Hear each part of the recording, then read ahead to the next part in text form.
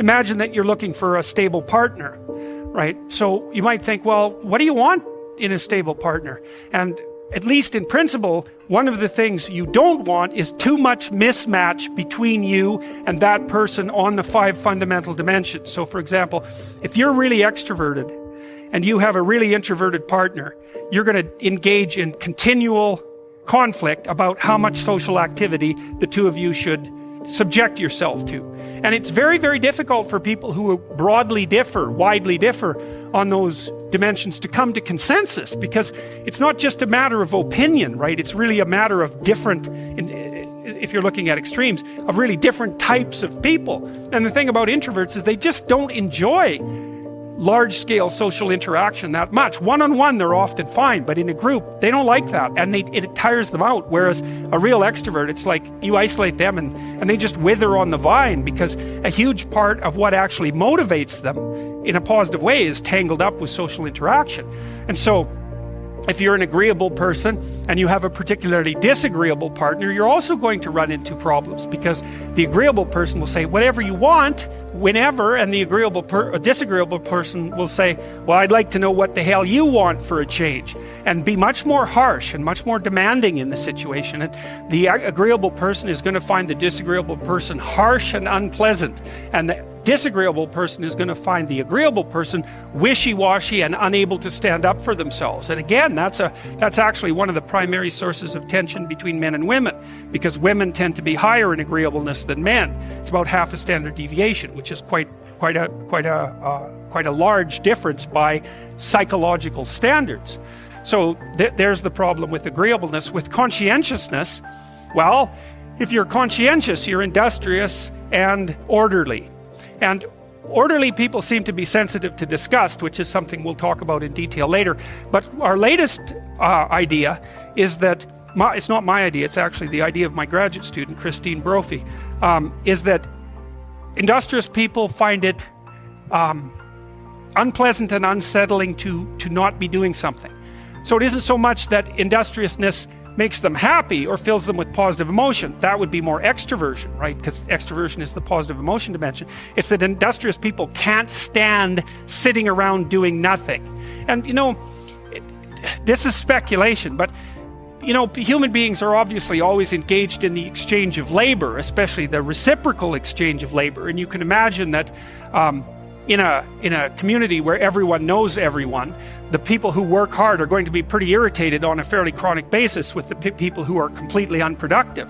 And my suspicions are that plenty of people who were completely unproductive in the history of the evolution of our species were wiped out by people who were unhappy with their lack of productivity. And so I think, generally speaking, human beings have this sense of ethical obligation with regards to one another to share labor. And people who are conscientious really, really feel that. So they feel bad if they're not busily working on something that's productive all the time. And so the advantage to being with someone conscientious is, well, they're going to work like mad. But the disadvantage is they're going to work like mad. So, if you're looking for a partner that you want to relax with or have fun with, or who isn't uptight, then a conscientious person is probably not a very good choice.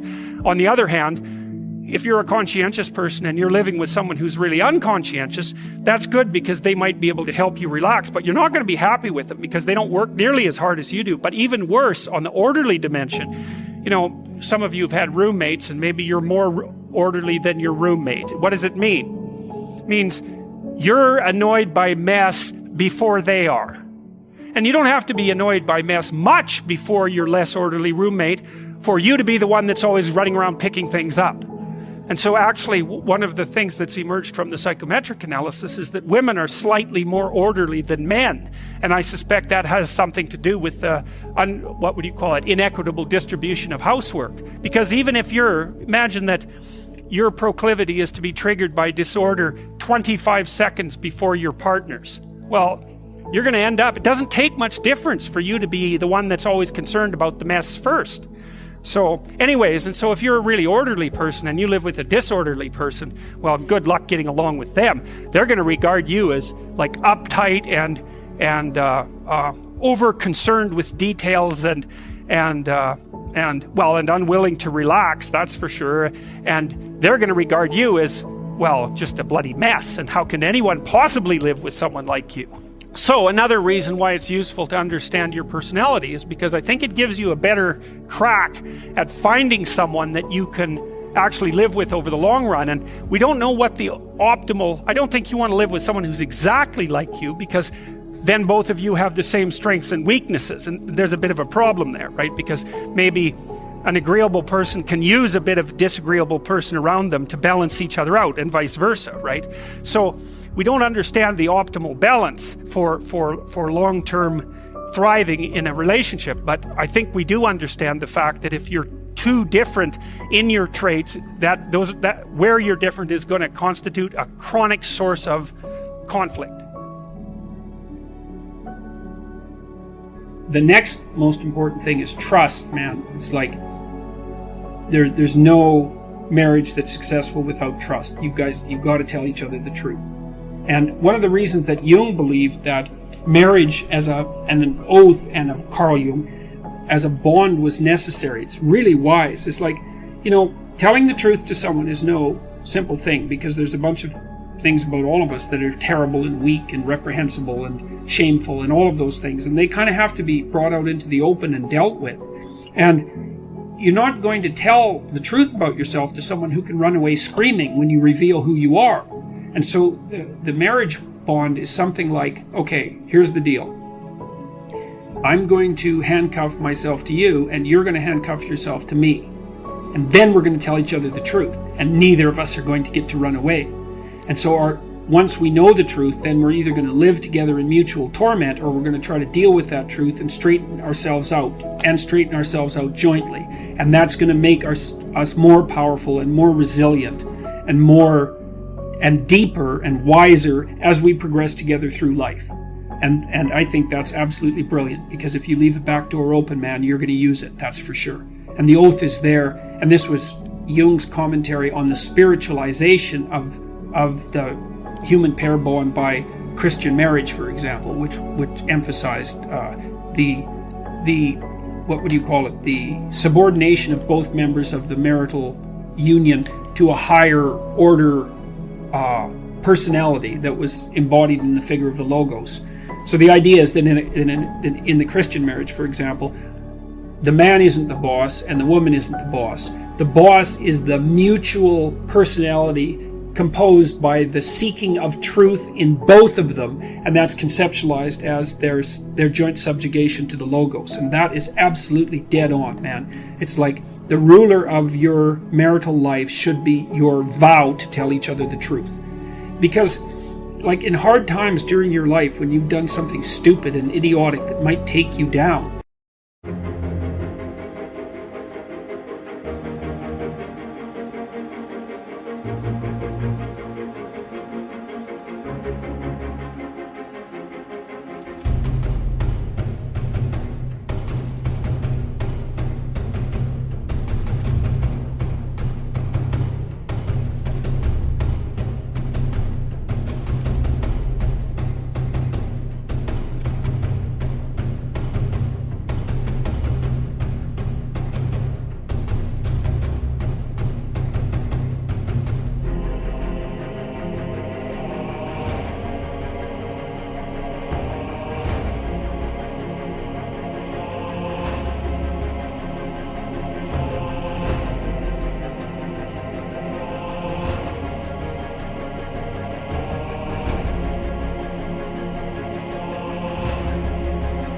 and you don't have anybody that you can turn to. If you have a partner that you can trust, you can go say, hey, I made a big financial mistake, man, and it's really torturing me, and I feel like a complete idiot, and it's really dangerous. And the person there is going to help you figure out what to do about it. And they're going to know that when they make a stupid mistake, and they're bloody well going to, that they can come and talk to you, and that you guys are going to work your way through it. And that's a big deal. And so, well, you look for someone that you're attracted to, that you love, and then you look for someone that you can bloody well trust. And then you tell them the truth.